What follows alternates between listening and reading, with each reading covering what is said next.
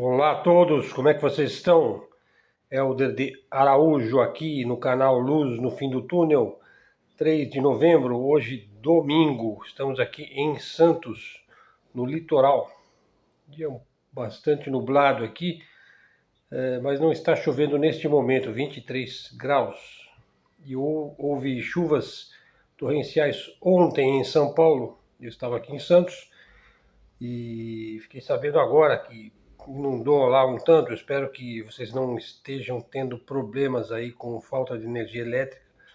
Nós temos que ter cuidado hoje em dia. Bom, hoje mais um vídeo dedicado aí à geopolítica, falar um tanto aí sobre a Alemanha, de maneira geral, BRICS, não se pode deixar de abordar os BRICS, e também um vídeo que vamos tentar aqui falar um pouco de geopolítica, de geoeconomia, de atualidades, de maneira geral. Veja, a águia se debate e espirra.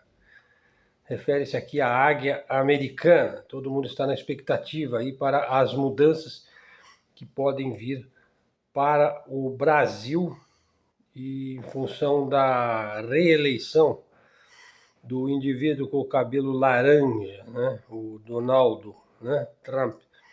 Inclusive eu pretendo fazer um vídeo que analisa aí a volta aí do bilionário e quais as implicações disso para o Brasil, principalmente agora no momento em que os Estados Unidos querem construir uma embaixada, que é um verdadeiro bunker de espionagem, uma verdadeira sede da CIA no meio de Brasília. Eu não entendo realmente qual é o sentido do governo brasileiro ceder desta forma aos interesses americanos na América Latina, mas enfim, é o que temos para o momento, né?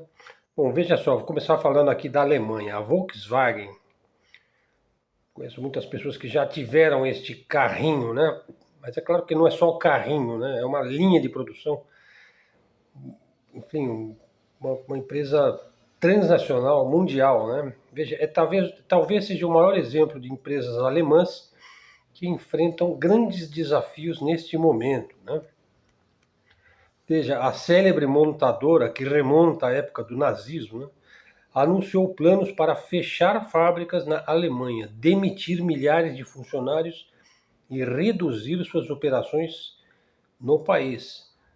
Veja, empresas como BMW e Mercedes-Benz, marcas aí must, né, marcas top, né, no segmento, reduziram suas previsões de lucro devido à queda na demanda, ou seja, está vendendo pouco. Inclusive está vendendo menos na China, que é talvez o principal comprador, né? A Alemanha enfrenta dificuldades agora, né? Como alguns analistas já prevêem, inclusive já se fala aí nas revistas especializadas em economia, né? Posso citar duas aqui que eu costumo seguir, que é o Financial Times e a The Economist. Prevêem aí uma década perdida. Não sei exatamente para quem que ela é perdida, né? Por que isso está acontecendo? Veja, primeiro, nós estamos vivendo aí uma transição para veículos elétricos. A indústria automotiva está passando por uma grande transformação, com a crescente demanda por carros elétricos. As empresas alemãs, que são bastante fortes no segmento de motor a combustão, que é, vamos dizer, algo inerente à era do petróleo, nós ainda estamos na era do petróleo, né?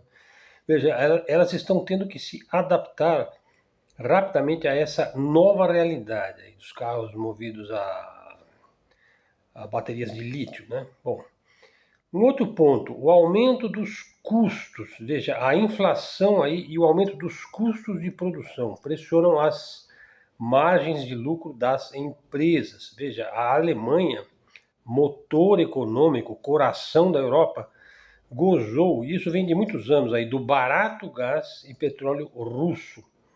Veja, ao aceitar bovinamente, né, sem poder fazer nada, que os Estados Unidos da América destruísse o seu principal gasoduto, o Nord Stream 2, veja, um ato de guerra, a Alemanha revelou toda a sua fragilidade, sua incapacidade de poder fazer os seus próprios negócios sem essa ingerência avassaladora dos Estados Unidos.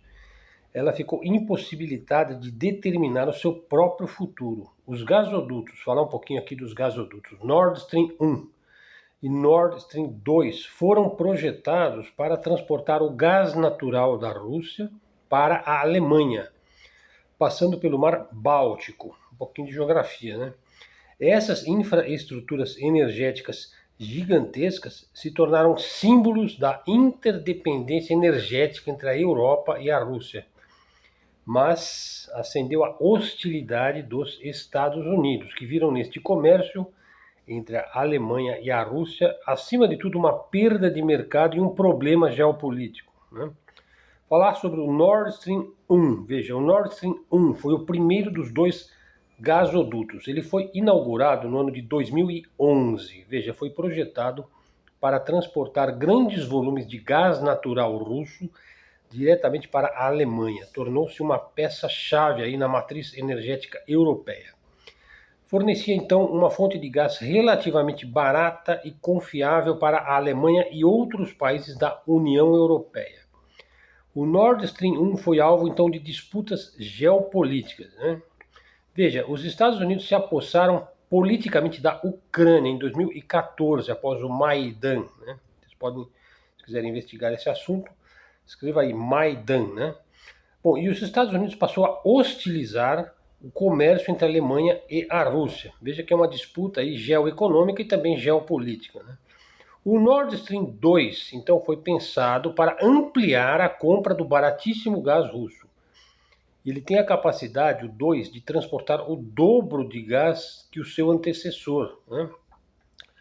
Veja, ele foi concluído em 2021, 10 anos depois do Nord Stream 1. Os Estados Unidos sabotaram o gasoduto para impedir a Alemanha de comprar da Rússia. Veja, eles destruíram o gasoduto. No fundo do mar, lá onde uma passagem. Não vou trazer detalhes agora de como é que foi essa sabotagem aí.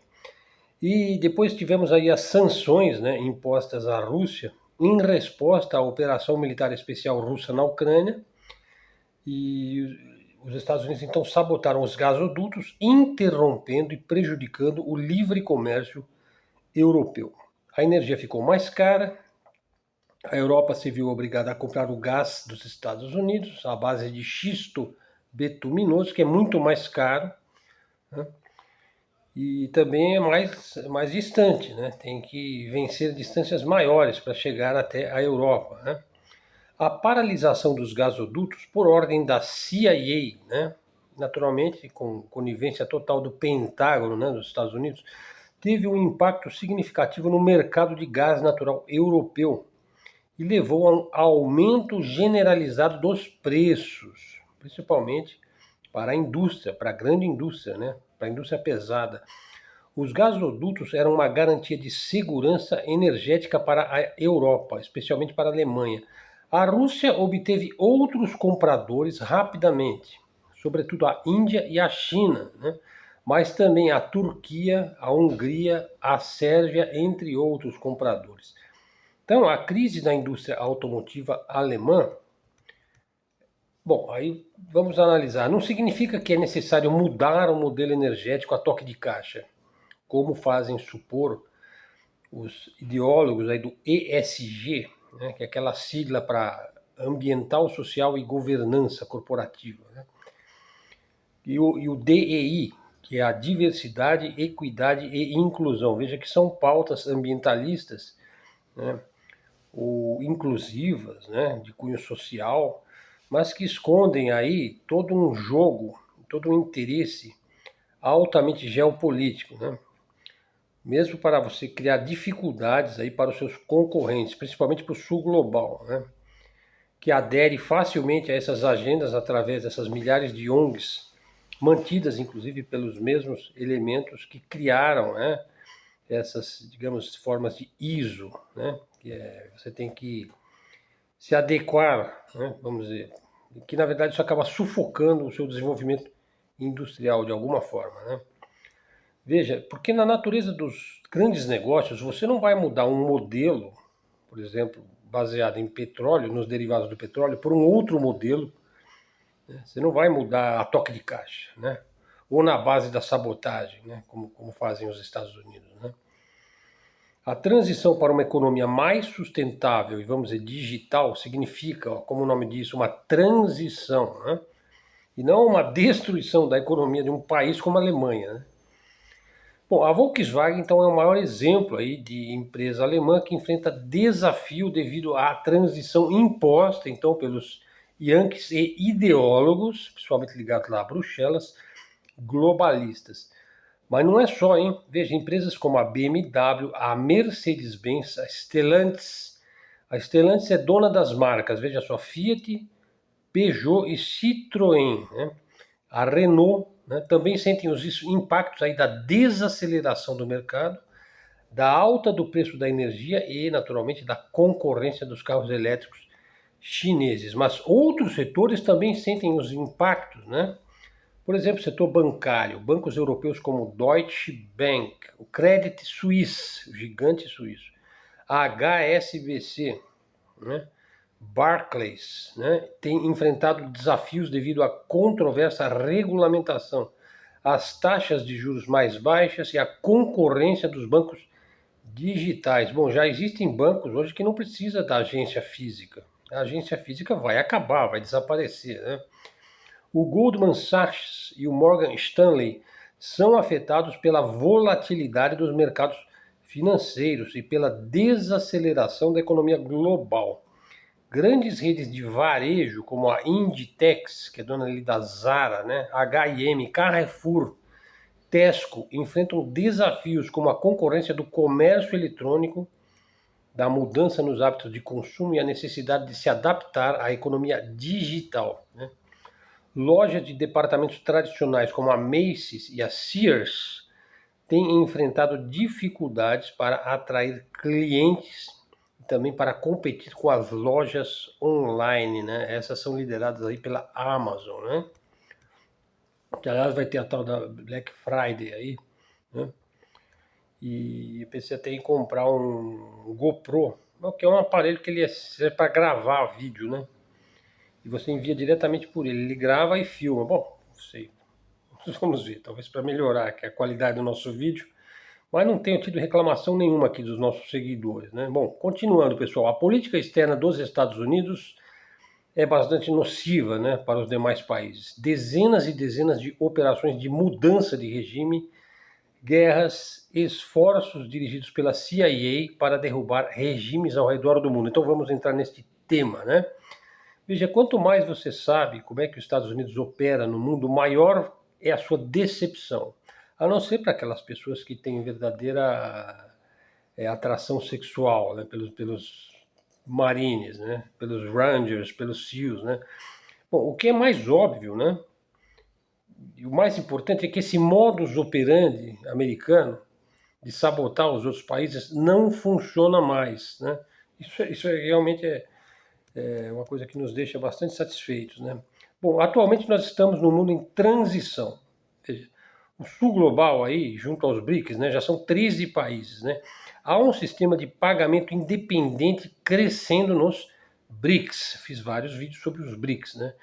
Há muita conversa agora sobre a reforma do sistema financeiro, né. Muita conversa aí na mídia ocidental, dizendo que, afinal, o Putin não está tão isolado assim, né, quanto eles gostariam, né. Então tem muitos artigos aí na Bloomberg, na BBC, né, estão dizendo que as medidas dos americanos contra a Rússia estão falhando, né? Bom, vamos falar então sobre o Ocidente, né? O que queremos dizer com o Ocidente? Então, segunda parte do vídeo agora. Veja, o Ocidente não é exatamente uma descrição geográfica, né? Fundamentalmente significa o Ocidente uma aliança dos Estados Unidos no mundo. Veja, é uma aliança militar e uma aliança econômica e também cultural, né? O Ocidente são os Estados Unidos, o Canadá, a Grã-Bretanha, a União Europeia, e lá na Ásia, Japão, Coreia do Sul, Austrália, Nova Zelândia e outros países menores, né? Veja, então a União Europeia são 27 países, né? Mais o Canadá e os Estados Unidos fazem 29 países. Com a Grã-Bretanha são 30. Japão e Coreia, 32. Austrália e Nova Zelândia, 34. Jogando aí mais uns 6 aí. Bom, você pode jogar mais uns 10 pequenos, né? Que por um motivo ou outro estão ligados aos Estados Unidos. Então são 40 e poucos países, né? Veja, se nós pensarmos em termos de população, teremos aí 1,1 ou 1,2 bilhões de pessoas no oeste, né? Ou ocidente. Então seria 1 bilhão e 200 milhões de pessoas. Quer dizer, então imagine num mundo que tem 8 bilhões de pessoas, a grosso modo, né? Então 15% da população do mundo são ocidentais, né? Veja, e onde estão as demais pessoas? Veja, eu não coloquei o Brasil, hein? Nem a África, né? Porque aí já é o sul global, né? Claro, a China e a Índia, veja, são 2,8 bilhões de pessoas, 1,4 cada um. A África, mais 1,4 bilhão. Então temos aí, ó, China, Índia e África, 4,2 bilhões, hein? Então a União Africana, a Índia e a China são mais do que metade do mundo, em termos de população. E eles não fazem parte do Oeste, não são ocidentais, né? Quando você adiciona aí vários países da Ásia, do sul da Ásia, uma população aí de 800 milhões de pessoas, os países árabes, além do Irã, e mais alguns outros, chegaremos a 85% do mundo, hein? E também não são ocidentais, hein? Há, claro, uma certa hegemonia do Oeste, já há muitas décadas e mesmo séculos, há pelo menos 200 anos, que o Oeste domina e gerencia o mundo. Veja, mas isso está chegando ao fim, porque não são só os números da população. Veja, o PIB é um dado importante, o produto interno bruto, a produção de um país, né? A medida do PIB é importante, ó, em muitos contextos. Veja, pode-se medir o grau de influência de um país no mundo pelo seu PIB, em geral medido em dólares. Veja, considerando o poder de paridade de preço, que é realmente o quanto a sua moeda consegue comprar, né? Mede o valor de compra do dinheiro, né? Chamado aí PPP, né? Veja, a China já é 25%, talvez 30% maior do que a economia dos Estados Unidos. Se você considerar o tanto que ela consegue comprar, né? Poder de paridade de preço. Veja, os BRICS são agora 9 ou 10 países, né? Bom, porque tem alguns que estão ainda no limbo, né? Por exemplo, a Arábia Saudita, né? Veja, na reunião de Kazan havia 36 países na mesa dos BRICS, né? Esses 36 países eram 57% da população mundial, mais da metade da população mundial. Considerados aí pelo poder de paridade de compra, representam 46% do poder de compra mundial, ou seja, praticamente a metade. Estou falando só de 36 países, né? Então é uma parte importante do mundo. Bom, agora é uma parte do mundo mais importante até do que o Ocidente. Então o Oeste ele continua acreditando piamente que a sua missão histórica eterna, intemporal, né, é dominar o mundo. E os Estados Unidos acreditam piamente que dominam o mundo por causa do seu poder militar dominante, que é sem dúvida muitíssimo forte, né? Bom, mas o que vemos agora? Veja, no campo de batalha na Ucrânia, mostra que os Estados Unidos não são tão dominantes quanto creem. Aliás, não se deram bem no Vietnã, não se deram bem no Iraque, ficaram lá 10 anos atormentando, 20 anos no Afeganistão e tiveram de sair dos dois locais. Veja, a Rússia derrotou a Ucrânia no campo de batalha. Os números estão do lado da Rússia quando se trata de forças militares. Isso não é uma surpresa, hein? Agora vamos pensar, os países da NATO, que geralmente eu falo OTAN, né? Liderados aí pelos Estados Unidos, carregaram bilhões de dólares em armamentos sofisticados para a Ucrânia. Não são tão sofisticados assim, né, pelo visto. Mas nada disso foi decisivo para vencer a Rússia, hein?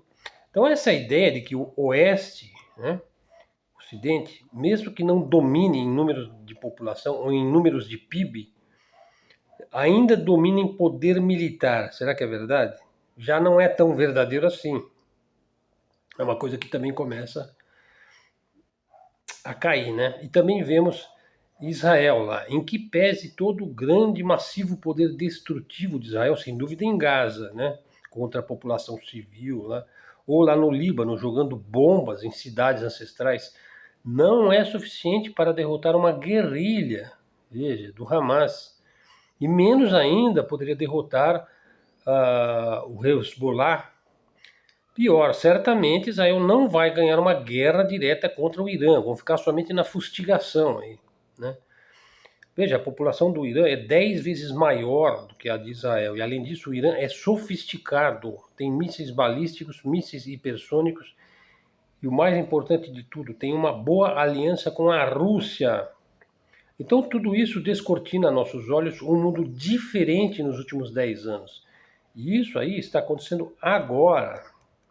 Veja, esse mundo que se descortina, esse mundo diferente, né, são os BRICS. E essa é a história real. Que história?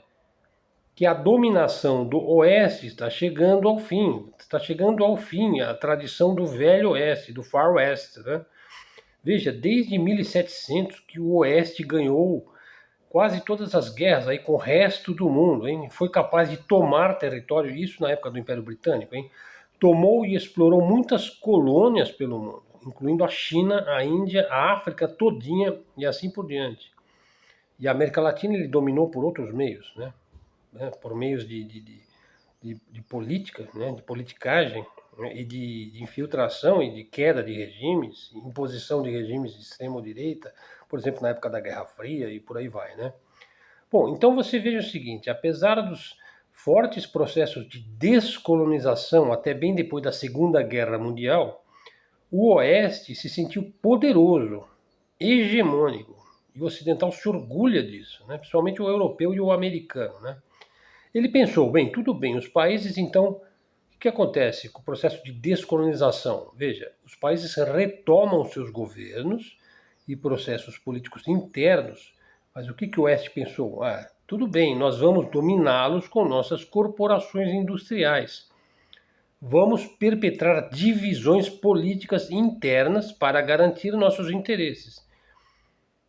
E isso foi feito, e vem sendo feito intensamente, desde no pós-Segunda Guerra Mundial. Mas isso daí já não se sustenta. A presença permanente dos BRICS já é um sinal de que há uma transição, aí como do petróleo, né?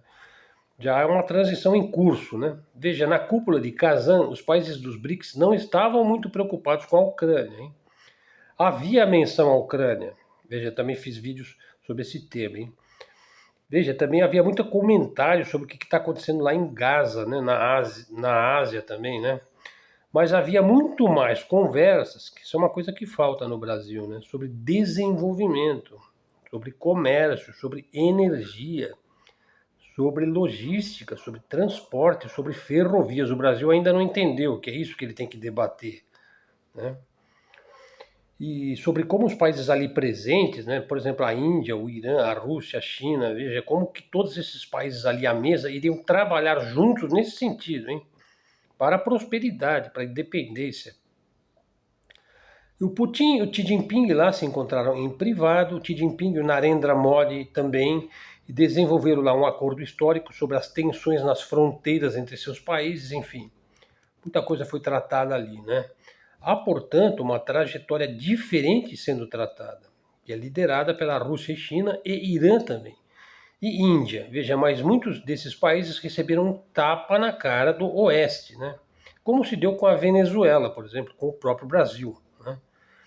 Que se colocou servilmente como um arauto dos interesses dos Estados Unidos. Os Estados Unidos estão metendo uma base militar gigante, bem no seio de Brasília, com 9 andares subterrâneos, e mais alguns secretos, a fim de espionar toda a América Latina e certamente perpetrar danos à organização política do Brasil e da América Latina. Veja, isso vai ser um tema para um vídeo, né? A pergunta é como chegamos a este ponto, a esse contexto e a esse jogo de forças? Bem, o Oeste freou, né?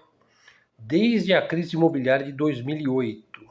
Em termos de tecnologia, freou em termos de poder militar, em termos de organização política, em termos de influência econômica. Vamos pensar o seguinte, veja, toda a história econômica, datando aí de mais de 2.000 anos, mostra que em vários pontos, em várias épocas do mundo, quem obtém uma vantagem tecnológica é capaz de conquistar outras partes importantes do mundo. Isso é um ponto, hein? E se poderia ter vários exemplos históricos, né, disso daí, né? Mas uma vantagem dessas é momentânea, né? Uma vez que as nações conquistadas aprendem rapidamente e podem suplantar rapidamente a vantagem tecnológica de outrem, né? Ou seja, ninguém fica em cima para sempre, né? Nunca aconteceu de alguém ficar por cima dos outros para sempre. Isso nunca aconteceu. Portanto, não vai acontecer agora, porque não é assim que as coisas funcionam. Não é provável que o Ocidente continue a imperar, né? Vejam, por exemplo, nas épocas das caravelas, né? Aquilo era uma tecnologia inovadora e que permitiu as grandes navegações, né? E assim, muitos outros exemplos, né? Também na Idade Média, na época do feudalismo, né? Certas práticas aí que permitiu também à Europa sobreviver àquele período, né? Quando você olha para o mundo liderado pelo Oeste, pelo Ocidente, veja, o Oeste não estava em liderança no mundo, vamos dizer assim, a Europa do Oeste aí. Veja, por exemplo, a Alemanha, ela cresceu muito enquanto ela gozou da energia barata da Rússia. Mas veja, vamos voltar também. Veja, durante muito tempo, por exemplo, durante o Império Romano, a Europa foi uma unidade muito poderosa. Mas se nós olharmos lá para o ano 1000, veja, a Europa ela estava num colapso, né? Mas o Império Romano do Oriente, e pouco se estuda isso, estava em grandes avanços, em crescente sofisticação. Veja, o Império Romano do Oriente, aí, o mundo bizantino, a segunda Roma, né, que foi Istambul, Constantinopla, promovia uma base de conhecimento muito grande nas artes, na filosofia, nas ciências. Apesar que o Ocidente ele teve lá o período do Carlos Magno, né? O Oeste conseguiu reverter um pouco o atraso, né? Isso sob um certo aspecto. Talvez a fase do Carlos Magno deu à Europa Ocidental um papel determinante aí na época da chamada Renascença, né? Veja, não se chama Renascimento por acaso, né? Aí você teve as grandes navegações, o mercantilismo e as grandes companhias de comércio, né, que fizeram do Ocidente a potência que ele se tornou. Vieram Cristóvão Colombo, Vasco da Gama, lá no final do século XV, e o início de impérios coloniais em várias partes do mundo. Mas ainda assim, veja, a Índia e a China foram, em muitos aspectos, inclusive tecnologicamente, mais sofisticados, até a emergência da Revolução Industrial. Então, esse é o ponto-chave. O ponto de virada e da hegemonia da Europa Ocidental se deu em função do motor a combustão e do uso do petróleo e da eletricidade. Isso fez toda a diferença. Então, o motor a fogo e a combustão foi um instrumento extremamente poderoso, prático e versátil, que imediatamente passou a ser usado para a guerra, para a produção de fábricas, para o transporte, para uma infinidade de coisas, né? Isso foi decisivo para a economia moderna.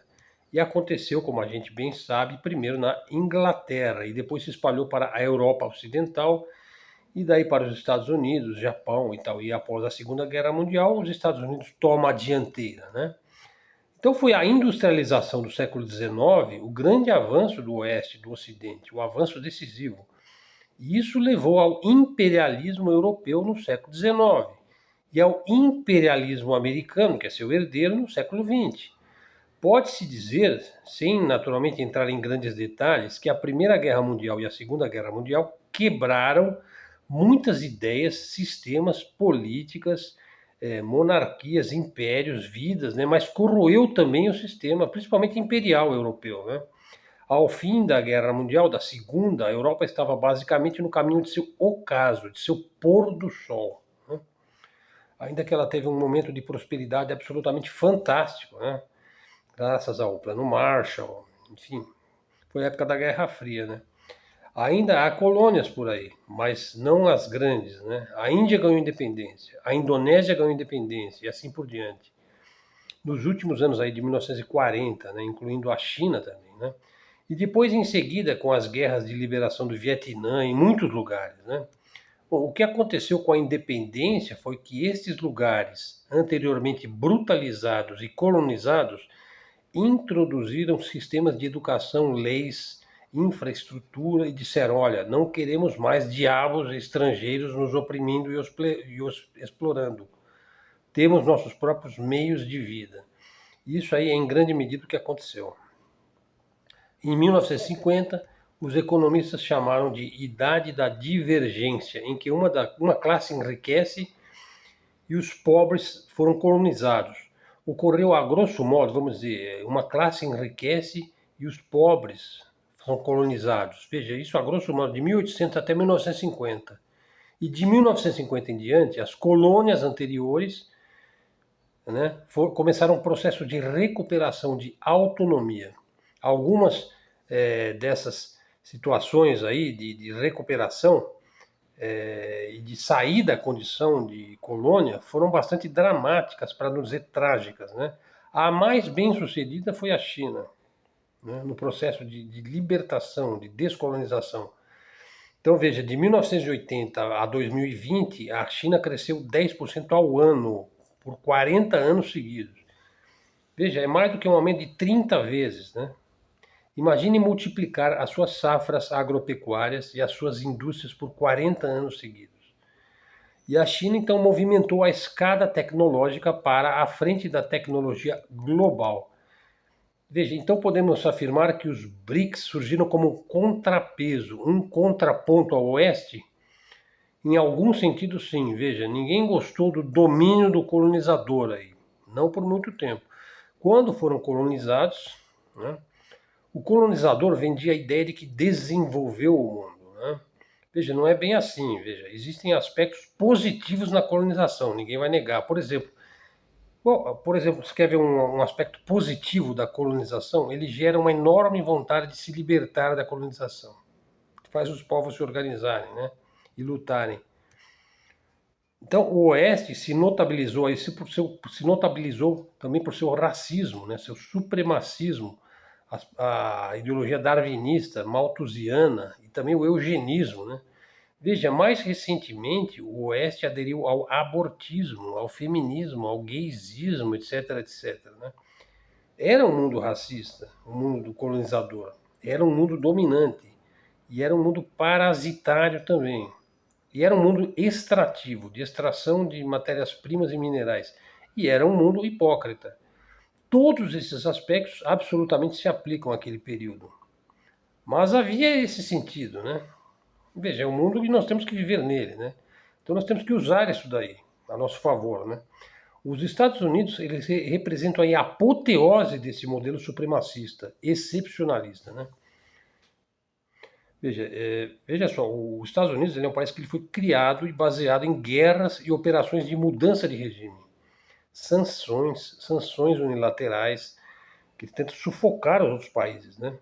Já não existe mais a diplomacia, ela acabou, né? Estou terminando já o nosso vídeo, pessoal. Veja, toda essa temporária hegemonia dos Estados Unidos, que veio do pós-guerra até, digamos, 2020, se você for analisar friamente, se baseia em enganar os outros países, né?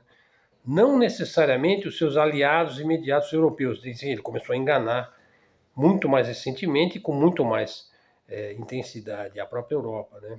Passou a usar a Europa para seus propósitos, né?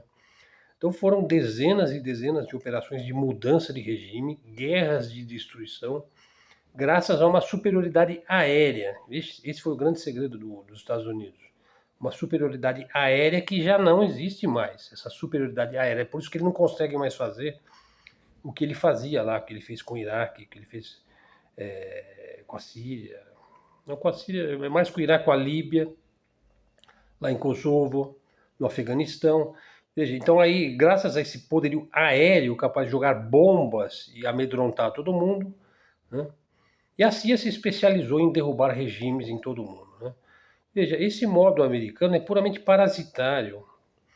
Importante, é insustentável e vai cair. Veja, os Estados Unidos acumulam 7 trilhões de dólares de custos de guerra desde o ano 2000. Eles apostam em indústria armamentista, né? A dívida dos Estados Unidos já suplantou o seu PIB. Veja, então veja, as guerras do Iraque, Síria, Líbia, Ucrânia e Afeganistão foram completamente inúteis do ponto de vista da prosperidade dos Estados Unidos. E o BRICS é uma reação a isso. Então, os Estados Unidos vão perseguir uma política agressiva, hegemônica, basicamente tentando manter o seu domínio, mesmo que a realidade econômica lhe seja desfavorável. Veja, ele é um país que não entende o mundo e que despreza o mundo, essa é a real. Nós não estamos mais em um mundo liderado pelo Ocidente. Esse é o ponto e a conclusão aqui do nosso vídeo, né? Então nós não estamos mais em um mundo liderado pelos Estados Unidos, por mais que ele se debata e espirre, né? Então a águia está aí se debatendo, espirrando, e o Donald Trump vem assim querendo subir pelas paredes, né? Bom, vamos ver aí. Vamos ver aí. Os próximos anos vão mostrar, né? Que agora vai começar uma guerra financeira para valer, hein? O ano que vem a tônica vai ser isso daí: economia, finanças, guerra comercial, guerra financeira, guerra econômica, sistema de pagamentos, comércio externo. Essa aí vai ser a tônica do dia, hein? Nem vai se falar tanto em guerra da Ucrânia. Bom, a guerra de Israel não tem futuro, para Israel não tem futuro, né? Então vamos seguindo aqui no nosso canal, vamos tentar trazer luz no fim do túnel, abordar todos esses assuntos. Então vamos em frente, pessoal. Aqui nosso canal aqui de mídia independente, mídia alternativa, canal de livre expressão e livre comunicação. Muito obrigado aí por sua presença. Verifique se você está seguindo o canal. Se não tiver, já segue, hein? Pessoal, acione o sininho, hein? Pessoal, o like é de graça, hein? Não paga nada, hein? Mas quem quiser dar uma ajudinha, tá aí o Pix aí na descrição do vídeo. Ok?